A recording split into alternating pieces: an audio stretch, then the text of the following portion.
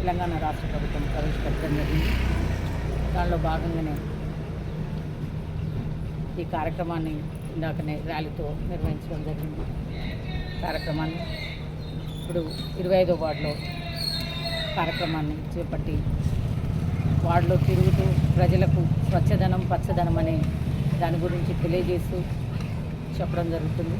ఈ ward councillor గారు మరియు ఆకుల కవిత గారు, మరి అదేవిధంగా ఎక్స్ప్లోర్ లీడర్ మరియు ఉద్యమకారుడు తమ్ముడు లవకుశ గారికి, అదేవిధంగా కమిషనర్ గారికి, శానిటరీ ఇన్స్పెక్టర్ ఎస్ఐ శ్రీనివాస్ గారికి, మరి అదేవిధంగా ఈ వార్డు ఆఫీసర్కి, వార్డు జవానికి, మాకు ఆశాలకు మరియు అంగన్వాడీలకు మరియు మీడియా మిత్రులకు, ఇక్కడికి వచ్చిన వార్డు ప్రజలందరికీ కూడా నా యొక్క నమస్కారాలు తెలియజేసుకుంటున్నా.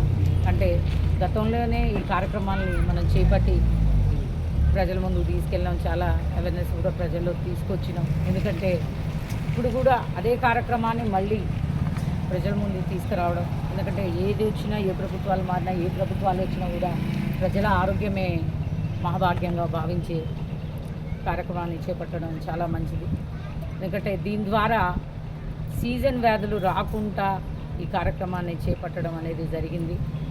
వర్షాకాలం కాబట్టి సీజన్ వ్యాధులు వచ్చి ఉన్నది కాబట్టి ప్రతి ఇల్లు కూడా తిరుగుతూ తడి చెత్త పొడి చెత్తను కూడా వేరు చేసి ఇవ్వండి. ఎందుకంటే తడి చెత్త అనేది మనకు కిచెన్లో ఎక్కువ ఉంటుంటుంది కాబట్టి ఆ చెత్తను మున్సిపాలిటీ వాహనాలు కూడా వస్తూనే ఉన్నాయి, బండ్లు వస్తున్నాయి, డైలీ వస్తున్నాయి కాబట్టి డబ్బాలను బయట పెట్టండి. మా సిబ్బంది కూడా ఎప్పటికప్పుడు క్లీన్ చేయడం జరుగుతుంటుంది. ఎందుకంటే తడి చెత్త 2 రోజులకు ఒకసారి బయట పెడదాం, ఇంట్లోనే ఉంచుదామంటే దాని ద్వారా కూడా దోమలు వ్యాప్తి చెంది దాని ద్వారా జ్వరాలు వచ్చేది కూడా ఉంది. ఎందుకంటే డెంగ్యూ అనేది మంచి నీరు ద్వారానే దాంట్లోనే అది వృద్ధి చెందుతుంది. మురికి వాటర్లో కూడా ఈ మలేరియా ఇలాంటివన్నీ కూడా ఫామ్ అయ్యి, దోమలు ఫామ్ అయ్యి ఇవన్నీ కూడా వచ్చే అవకాశం ఉంది. కాబట్టి ఎందుకంటే ఆరోగ్యంగా మంచిగా ఉంటే మనం ఏదైనా సాధించగలుగుతాం. అదేవిధంగా ఏవైతే రోడ్లలో కూడా నీళ్లు ఉంటున్నాయి, ఆ నీళ్ళను కూడా తొలగించి తీసుకుపోయండి. ఎందుకంటే వర్షాకాలం కాబట్టి ఆ రోడ్లలో నీళ్లు ఉండడంతో చిన్న చిన్న పురుగులు కూడా ఫామ్ అయ్యే అవకాశం ఉంది. అదేవిధంగా టైర్లలో కూడా నీళ్ళు ఉంటాయి, వాటర్ని తీయించేయండి. కూలర్లు కూడా మొన్నదాకా ఎండాకాలం కాబట్టి మనం కూలర్లను కూడా వాడినాము. ఆ వాడిన దాంట్లో వాటర్ కూడా ఉంటుంది.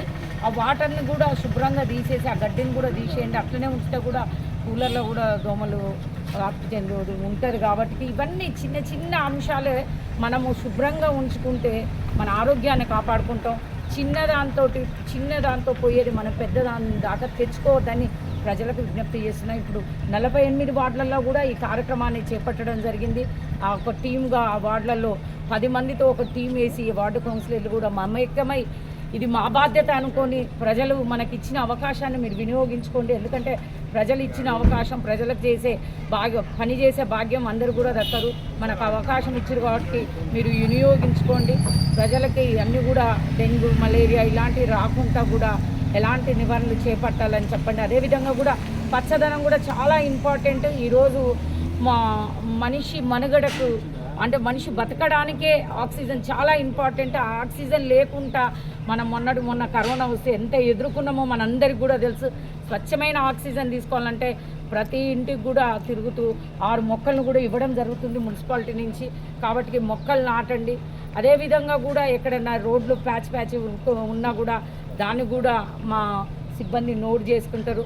అదేవిధంగా ఇంకుడు గుంటలు కూడా అవసరం ఉంటాయి కాబట్టి ఎందుకంటే వాటర్ని మనము నిల్వ ఉంచుకోవడానికి, ఎందుకంటే భూమిలో వాటర్ శాతం తగ్గిపోతుంది కాబట్టి దాన్ని ఈ ఇంకుడు గుంటల ద్వారా వాటర్ని నిల్వ ఉంటుంది కాబట్టి వాటర్ ఉండాలి. కాబట్టి ఇంకుడు గుంటలు కూడా తీసుకోండి. కొన్ని పాటించండి. ఇవన్నీ కూడా ఈ పచ్చదనం అనే కార్యక్రమం తీసుకొచ్చిందే మీ ఆరోగ్యాన్ని కాపాడుకోవటానికి. కాబట్టి సూర్యాపేట పట్టణ ప్రజలందరూ కూడా దీంట్లో మమైక్యం వల్ల ప్రజలందరూ కూడా మీ ఆరోగ్యాలను కాపాడుకోవాలని తెలియజేస్తూ, అదేవిధంగా అందరం కూడా అందరి చేతులు కలుపుదాం. సూర్యాపేట పట్టణాన్ని పరిశుభ్రంగా తీర్చిదిద్దుకుందామని కూడా తెలియజేసుకుంటున్నాను.